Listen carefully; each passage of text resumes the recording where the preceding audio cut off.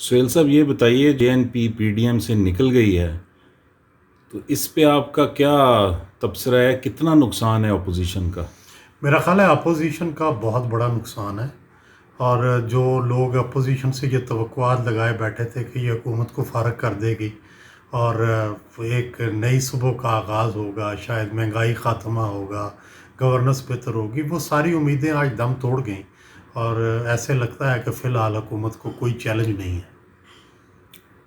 تو یہ بتائیے گا کہ یہ جو اتحاد اب وینٹیلیٹر پر ہے، ٹوٹنے جا رہا ہے، آپ کیا سمجھتے ہیں کس جماعت کا زیادہ اس میں رول ہے اس اتحاد کو اس تباہی کے دہانے پہ پہنچانے کے حوالے میرا سے؟ خیال ہے رول تو سب کا ہے، لیکن میں سمجھتا ہوں سب سے زیادہ قصور مولانا فضل الرحمان کا ہے، کیونکہ وہ اس کے سربراہ تھے، اور انہیں چاہیے تھا کہ مختلف جو کمپوننٹ پارٹیز ہیں ان کو ملا کر چلتے ہیں۔ ہمیشہ سے میں نے دیکھا ہے نواب زادہ نصر اللہ خان صاحب کو، میں نے اے آر ڈی میں دیکھا ہے، ہمیشہ پہلے سے مشورہ کیا جاتا تھا، پھر جا کے فیصلے کیے جاتے تھے، یا فیصلے پہلے ہو جاتے ہیں، مشورے بعد میں ہوتے تھے۔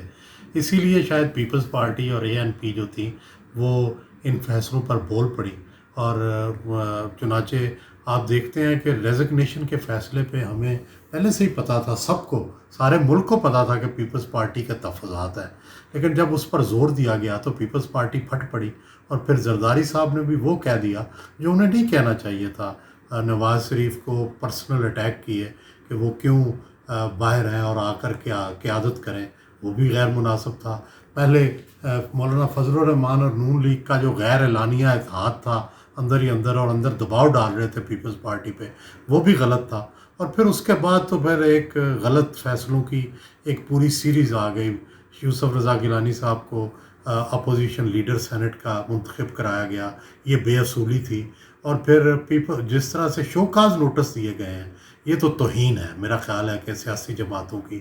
ایک اے این پی جس کی 9 دہائیوں کی تاریخ ہے سیاسی، اس کو اٹھ کے پی ڈی ایم جو چند ماہ جس کی عمر ہے، وہ اس کو شوکاز نوٹس دے دے، یا پیپلز پارٹی کو جس کی ایک اپنی تاریخ ہے، 3 دفعہ حکومت میں رہی ہے، 4 دفعہ، اور ان کی ایک سٹرگل ہے، ان کو آپ شوکاز نوٹس دے دیں اور ان کی آپ ساکھ خراب کرنے کی کوشش کریں۔ یہ انتہائی غیر مناسب رویہ تھا، اور اس کا نتیجہ لازمی طور پر پھر ٹوٹ پھوٹ جو ہے اس کی شکل میں ہی نکلنا تھا۔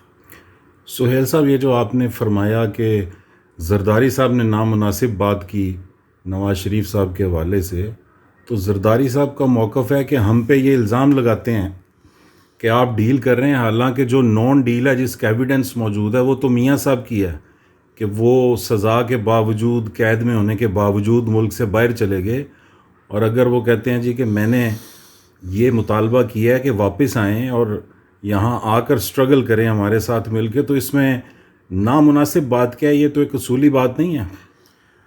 بعض اوقات اصولی باتیں بھی مثلثاً نہیں کی جاتی۔ جب آپ اتحاد میں ہوتے ہیں تو آپ ایک دوسرے کا خیال رکھتے ہیں۔ جس طرح نون لیگ نے جنرل باجوہ کے حق میں ووٹ دیا تھا، تو آپ بار بار اس کا ذکر نہیں کرتے پی ڈی ایم میں، کیونکہ آپ کو مصلحت ہوتی ہے اتحاد کی۔ اسی طرح زرداری صاحب نے بھی ووٹ دیا تھا، زرداری صاحب نے سنجرانی کو پہلی دفعہ ووٹ دیا، سنجرانی کے ساتھ اتحاد بنایا، لیکن اس کا بھی ذکر نہیں کرتے۔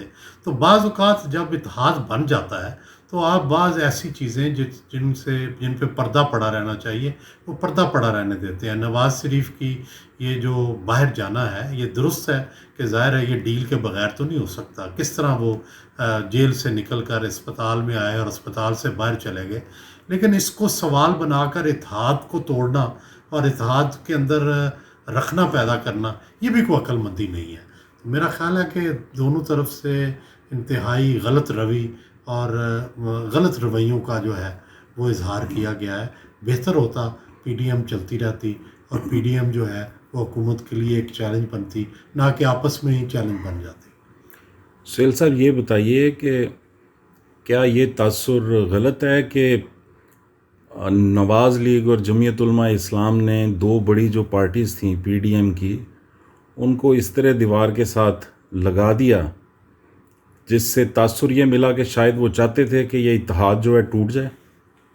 یہ تاثر کسی حد تک درست ہے کہ جے یو آئی ایف اور پیپلز پارٹی جو تھے، جے یو آئی ایف اور نون لیگ ان کا آپس میں یہ بہت قریب ہو گئے تھے، حالانکہ مولانا فضل الرحمان کو سب سے ایک برابر رویہ رکھنا چاہیے تھا۔ بلاول بھٹو صاحب نے ایک ملاقات میں ہم سے یہ گلہ بھی کیا تھا کہ حتیٰ کہ جو اجلاس کی تاریخیں ہوتی ہیں وہ بھی ہم سے مشورہ نہیں کیا جاتا، ہم پر تھوپ دی جاتی ہیں، بتا دی جاتی ہیں کہ اس تاریخ کو اجلاس ہے، اور اسی طرح فیصلے جو ہیں وہ بھی پہلے سے کر کے ہمیں بتا دیے جاتے ہیں۔ تو یہ رویہ قطعاً غلط تھا، اور ظاہر ہے اسی کے نتیجے میں پی ڈی ایم آج ان حالات کا شکار ہے۔